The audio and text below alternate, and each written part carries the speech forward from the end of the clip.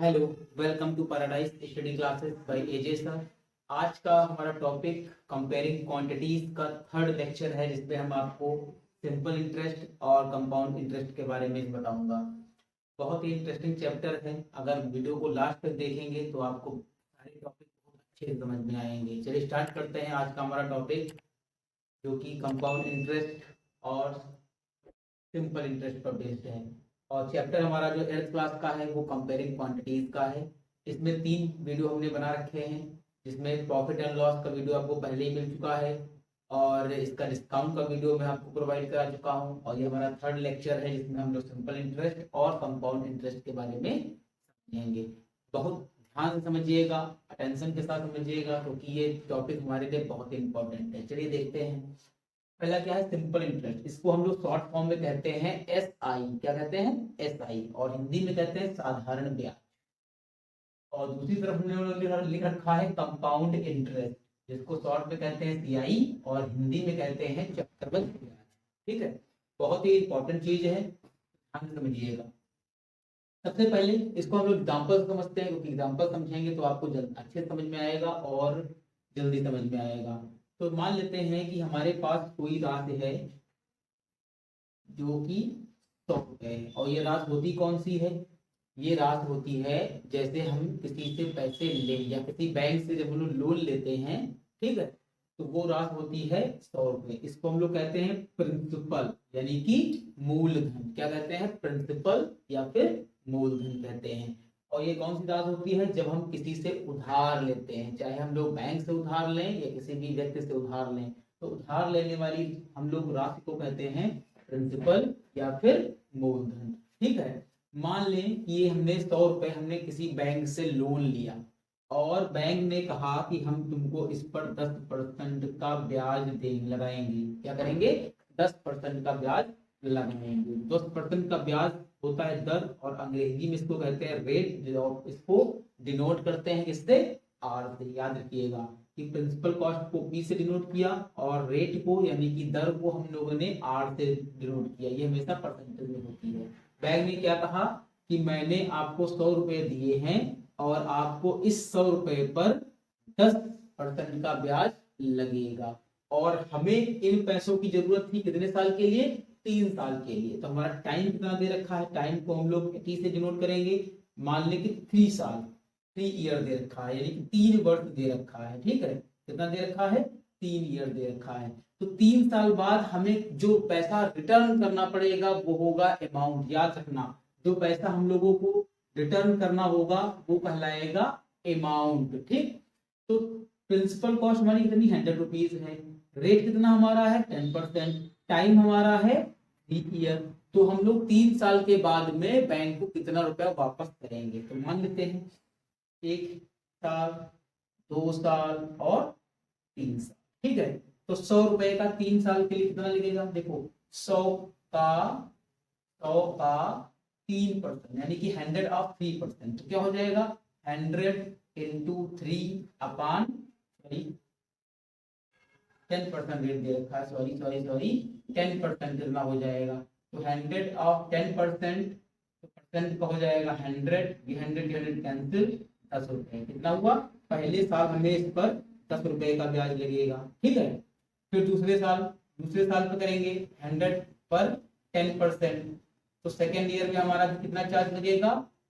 10 रुपए का ब्याज हो जाएगा। ऐसे ही थर्ड ईयर का निकालेंगे, तो थर्ड ईयर का कितना लगेगा? 10%। इसका भी 100 करेंगे, परसेंट के लिए हम लोग घटाएंगे तो 100 करेंगे, इक्वल टू 10%। यानी 1 साल, दूसरा साल और तीसरा साल मिला कितने? 10, 10, 10, 20, 10, 30, यही 10, 20, 30। कितने रुपए हो गए? 30 रुपए हो गए। अब बैंक को जब लोग रिटर्न करेंगे तो वो अमाउंट में करेंगे। ठीक, वो अमाउंट होगा। क्या होगा? वो अमाउंट होगा। कैसे? हमने 100 रुपए जो बैंक से ले रखे थे वो तो हमें रिटर्न करने ही करने पड़ेंगे। ठीक है, बिल्कुल रिटर्न करने पड़ेंगे। और प्लस 3 साल का ब्याज, पहले साल का 10 रुपया, दूसरे साल का 10 रुपया, तीसरे साल का 10 रुपया, यानी 1, 2, 3, 3 के साल का जो ब्याज हमारा होगा, यानी कि जो इंटरेस्ट होगा वो कितना होगा? 30 रुपीज। 30 रुपीज में हम लोग ऐड कर देंगे तो बैंक को कितना रुपया देना पड़ेगा? 130 रुपीज, यानी 130 रुपया बैंक को रिटर्न करना पड़ेगा। तो हमारा उसमें SI क्या हो जाएगा? SI सिंपल इंटरेस्ट हमारा कितना इस पर लगा है 30 रुपया। जो हम लोगों ने बैंक से 100 रुपए लिए थे उस पर 30 रुपए हम लोगों ने इंटरेस्ट मिला के बैंक को 130 रुपया दे दिया, और जो दिया रुपया वो हमारा हो गया क्या अमाउंट। ठीक है, ये तो बात थी इसकी सिंपल इंटरेस्ट की। ठीक, अब आप 8th लेवल से अगर देखोगे तो उसमें आपके लिए सिंपल इंटरेस्ट निकालने का एक बहुत ही अच्छा फार्मूला है। क्या है वो भी देख लीजिए। क्या होगा इधर ही देखते हैं क्या हो जाएगा हमारा फार्मूला। सिंपल इंटरेस्ट SI बराबर PRT अपान 100। अगर इसको हिंदी में लिखोगे तो बहुत अच्छे से आपको याद हो जाएगा। कैसे याद होगा, जैसे कि प्रिंसिपल को हम लोग कहते हैं मूलधन, क्या कहते हैं मूलधन। रेट को कहते हैं हम लोग दर, क्या कहते हैं दर। और टाइम को कहते हैं समय, क्या कहते हैं समय। ठीक है, बटा क्या हो जाएगा बटा। ध्यान देखना, पहला फ्रैक्शन ले लो माँ, इसका दा, इसका सा, और एक बना दो। क्या बना दोगे, मसालेदार समोसे। याद रहेगा हमेशा आपको, मसालेदार। क्या कर दिया हमने, मसालेदार कर लिया। देखो मसालेदार समोसे आपको याद रहेगा, इस समोसे में अच्छे से मसाले भरे हो तो वो मसालेदार समोसे हो जाएंगे। ठीक है, तो मसालेदार समोसे मतलब मा फॉर मूलधन, दार का दा फॉर दर, और समोसे का पहला अक्षर सा मूलधन गुणे दर गुणे समय, बटा कितने रुपए के मसालेदार समोसे 100 रुपए के। मसालेदार समोसे 100 रुपए के, यानी कि मूलधन गुणे दर गुणे समय बटा मसालेदार समोसे 100 रुपए के। इससे निकल जाएगा हमारा क्या SI, यानी कि सिंपल इंटरेस्ट निकल जाएगा, यानी कि साधारण ब्याज निकल जाएगा। आपको किसी भी प्रकार का साधारण ब्याज निकालना होगा आपको इस फार्मूले से निकल जाएगा, या फिर आप ऐसे भी कर सकते हैं। ठीक है, 1 ईयर का अलग अलग निकाल कर भी कर सकते हैं। ठीक, 7 में आपका चैप्टर है तो वो भी आप ऐसे ही कर सकते हैं। ठीक है, तो हमारा ये फार्मूला बहुत इजी था, आप लोगों ने देखा होगा तो इसमें थोड़ा मजा जरूर आया होगा। अगर मजा आया हो तो प्लीज वीडियो को लाइक कर लें और चैनल को सब्सक्राइब कर लें। अब हम देखते हैं किस पर आते हैं, कंपाउंड इंटरेस्ट पर। कंपाउंड इंटरेस्ट जो होता है वो सिंपल इंटरेस्ट से बिल्कुल भी अलग होता है। कैसे अलग होता है, जो हमारा सिंपल इंटरेस्ट होता है उस पर जो हमारे हमने बैंक से रुपए जो लेते हैं, यानी उधार रुपए जो लेते हैं उसी पर हमेशा लगता है। पहले साल हो या दूसरे साल का ब्याज लगे या तीसरे साल का ब्याज लगे, साधारण ब्याज यानी सिंपल इंटरेस्ट पर हमारा जो रुपए हम लोग बैंक से लेते हैं उसी पर ही ब्याज लगता है। देखा होगा हमने 100 पे निकाला, फिर 100 पे निकाला, फिर 100 पे निकाला। ठीक है, यानी 100 100 100 3 बार में 3 साल का निकाला और तीनों बार 100 100 100 पर निकाला। But simple interest sorry compound interest में ऐसा कुछ भी नहीं होता। क्या ऐसा नहीं होता, कुछ भी नहीं होता। कैसे, कंपाउंड इंटरेस्ट पर यानी कि चक्रवृद्धि ब्याज पर हमें जब पैसा मिलता है तो ब्याज पर ब्याज लगता है। ये बात समझ में, ब्याज पर ब्याज लगेगा। ठीक है, पहले साल में ब्याज लगकर जितने रुपए हो जाएंगे आपके तो ब्याज सहित जोड़कर फिर से ब्याज पर रुपया लगेगा। आई बात समझ में, अगर नहीं आया हो तो देखिए कैसे। जैसे हमने बैंक से कितने रुपए लिए, 100 रुपए लिए बैंक से, कितनी दर से लिए, कितने रेट से लिए, 10% से लिए, कितने टाइम के लिए 3 ईयर टाइम के लिए। बिल्कुल सेम प्रोसेस कर लिया, बिल्कुल सेम प्रोसेस कर लिया। ठीक है, तो पहले ईयर फर्स्ट ईयर में क्या होगा, फर्स्ट ईयर में 100 पर कितने परसेंट का रेट लगेगा, 10% का। तो परसेंट को जब हटाएंगे तो हम लोग क्या करेंगे, 100 को ले लेंगे, परसेंट को जब हटाएंगे तो 100 ले लेंगे, ये 100 कैंसिल टू 10। पहले साल कितना ब्याज आ गया हमारे पास 10 रुपए, यानी कि 100 रुपए लिए पहले साल 110 रुपए हो गए। फिर सेकेंड ईयर में क्या होगा, जो 100 रुपए आपने लिए थे और जो आपका इंटरेस्ट निकला था इन दोनों को जोड़कर, यानी कि जो आपने रुपए लिए थे और जो आपका इंटरेस्ट निकला था इन दोनों को जोड़कर फिर इस पर 10% का ब्याज देना पड़ता है बैंक को। पर जो ब्याज बनेगा एक साल का उस पर हमें 10% का ब्याज देना पड़ता है, इसमें कंपाउंड इंटरेस्ट में। तो इस पर देंगे हम लोग, ये जीरो कैंसिल, ये जीरो कैंसिल, इक्वल टू कितने रुपए हो गए, 11 रुपए हो गए। ठीक है, अब हमारे पास कितने रुपए पहले साल हो गए थे 110, दूसरे साल कितना ब्याज हो गया 11 रुपए, यानी कि थर्ड ईयर में जब आपका ब्याज लगेगा तो कितने लगेगा 110 प्लस 11 यानी कि 121 रुपए तीसरे साल आपके हो गए। तीसरे साल की शुरुआत जब होगी तो बैंक के 121 रुपए हो गए और वही बैंक आपको चार्ज करेगा यानी कि इंटरेस्ट लेगा 121 रुपए पर, जबकि साधारण ब्याज में क्या हो रहा था, सारे के सारे चार्ज मूलधन पर लग रहे थे, यानी 100 रुपए पर लग रहे थे।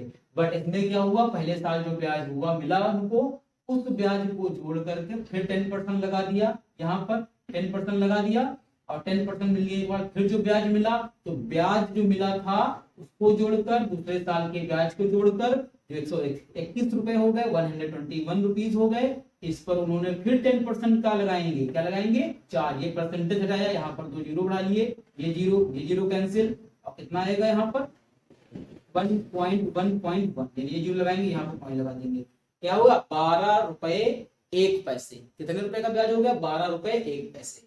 तो रुपए कितने हमारे बने थे, 121 रुपए थे, और 0.00 12.1 का उन्होंने फिर से लगा दिया, तो आपके पास बच हो जाएंगे 133 रुपए 1 पैसे। तो ध्यान देना जरा, जो हमारा एसआई होगा यहाँ से क्या हो जाएगा, 33 रुपया 1 पैसा, क्या हो जाएगा 33.1 रुपीज, ये हमारा क्या हो जाएगा, एसआई हो जाएगा। अब जरा कंपेयर करते हैं, इसका एसआई कितना था 30, इसका कितना आया 33.1, यानी कि अगर सिंपल इंटरेस्ट लगा तो आपको ब्याज की राशि जो चुकानी पड़ेगी वो कम चुकानी पड़ेगी, और अगर कंपाउंड इंटरेस्ट से ब्याज दे रहे हैं तो ब्याज में ज्यादा देना पड़ेगा, जो इंटरेस्ट बनेगा वो अमाउंट हमारा ज्यादा हो जाएगा। इसमें भी क्या है 133.1 हमारा क्या है, ये अमाउंट है, क्या है, अमाउंट है। अब देखते हैं कि फार्मूले से कैसे हम इसको सॉल्व करते हैं। तो फार्मूले से सॉल्व करने की टेक्निक क्या है वो भी देख लेते हैं। आप इस वाले मेथड से भी क्वेश्चन को कर सकते हैं, कोई भी प्रॉब्लम आपको नहीं होगी, बस स्टेप टू स्टेप आपको करना पड़ेगा, ठीक है। आप फार्मूले से कैसे लगाते हैं, तो एक सिंपल सा फार्मूला है कि जब तक हमें अमाउंट नहीं पता होगा तब तक हम कंपाउंड इंटरेस्ट को नहीं फाइंड कर सकते। हमारा प्रिंसिपल पता है कितना था 100 रुपीज, रेट पता है कितना है 10%, टाइम भी पता है कि 3 इयर्स का हमें चाहिए। तो अमाउंट हमें पता नहीं है, तो सबसे पहले सिंपल कंपाउंड इंटरेस्ट निकालने के लिए हमें अमाउंट फाइंड करना पड़ेगा। तो अमाउंट फाइंड करने के लिए एक फार्मूला होता है A = P bracket 1 + R/100 T, ठीक है, यानी कि हमारा टाइम, यहाँ पर कहीं कहीं फार्मूले में आपको n भी मिलेगा, बट आपको कोई भी टेंशन नहीं है, आप टी भी अप्लाई कर सकते हैं, और टाइम के लिए टी या फिर समय के लिए आप एन भी अप्लाई कर सकते हैं। यहाँ से हम निकालेंगे, तो प्रिंसिपल कितनी थी हमारी 100 रुपीज, 1 प्लस रेट कितना था 10%, 10/100, ये जीरो कैंसिल हो गया, अपान में कितना था 3 ईयर के लिए लिया था, तो 3 लगा लिया यहाँ पर, तो हो गया 100। अब देखो 1/10, यहाँ पर 1 लेंगे और डिनोमिनेटर सेम करेंगे, तो बनेगा हमारा 10 + 10 + 1 11, 11/10 की पावर 3। ऐसे इसको सॉल्व करेंगे तो 100 × 11/10, 100/10 11/10 × 11/10, ये जीरो इन दो जीरो से कैंसिल हो गया, कितना बचेगा 11 × 11 × 11, 3 बार हो गया, अपान में 10 बचा, ठीक है। तो 11 का कितना होता है 121 × 11, इसकी मल्टीप्लाई कर लेंगे आराम से, तो क्या हो जाएगा 121 121 133, कितना आएगा हमारा यहाँ से 1331/10, ये 10 का जीरो हटाया, यहाँ पर पॉइंट लगाया, कितना आएगा 133.1। अभी देखा, अभी आप लोगों ने देखा होगा जो कंपाउंड इंटरेस्ट हमारा आया था वो सेम आया था, ठीक कैसा आया था, सेम आया था, कितना आया था, जो हमारा 133.1 है बिल्कुल सेम आया था। अब हम लोग क्या करते हैं, सीआई निकालते हैं, क्या करते हैं सीआई निकालते हैं। तो कैसे सीआई निकालते हैं, फार्मूले से हमें अमाउंट मिल गया, क्या मिल गया अमाउंट, अमाउंट कितना मिला हमें, जो अमाउंट हमारा था वो कितना मिला 133.1। तो एसआई कैसे निकालेंगे, CI compound interest, SI equal to क्या हो जाएगा, एसआई इक्वल टू जो हमारी कॉस्ट होगी, क्या होगी अमाउंट की कॉस्ट होगी माइनस से उसमें प्रिंसिपल, अमाउंट की कॉस्ट से हम लोग प्रिंसिपल को सब्ट्रैक्ट कर देंगे, जो बचेगा वो हमारा कंपाउंड इंटरेस्ट। जैसे CI इक्वल टू हो गया हमारा 133.1 माइनस 100, कितना बचेगा यहाँ से 33.1 रुपीज बचेंगे, यही हमारा क्या आ गया कंपाउंड इंटरेस्ट, या फिर कहें चक्रवृद्धि ब्याज, बहुत इजी था चैप्टर, आप लोगों को बहुत अच्छे से समझ में आया होगा, मजा भी आया होगा सीखने में। और इस टाइप के क्वेश्चन भी इसमें आते हैं, 3 इयर्स 2 इयर्स यानी कि क्वेश्चन में आपको इसमें दिए होते हैं।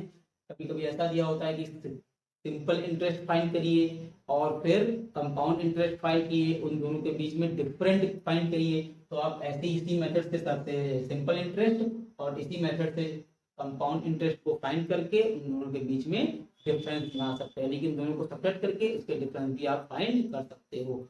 आई होप आपको ये वीडियो लेक्चर बहुत अच्छे से समझ में आया होगा। 8th क्लास के लेवल का था, तो इतना ही हमने रखा।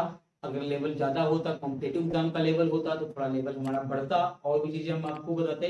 बट आपकी क्लास के हिसाब से ये लेवल आपके लिए एकदम परफेक्ट है। अच्छे से सीखिएगा, क्वेश्चन बहुत अच्छे से करिएगा, एग्जाम में मार्क्स भी बहुत अच्छे करिएगा। इसी के साथ good night and sweet dream. Video को लाइक करना बिल्कुल मत भूलिएगा और चैनल को सब्सक्राइब करना तो बिल्कुल भी मत भूलिएगा। ओके दोस्तों, गुड नाइट।